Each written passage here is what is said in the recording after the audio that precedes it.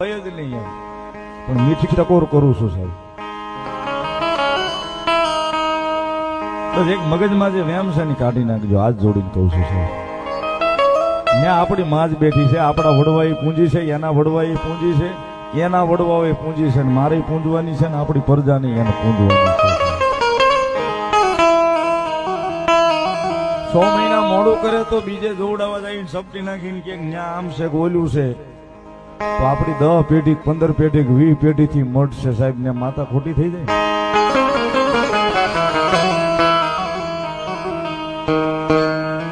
સાહેબ આપણને અહીં ભરોસો નથી, બાકી અહીંયા હાજી થઈને જ બેઠી છે. એકવાર એની સામું બેહી તો જોવો યાર.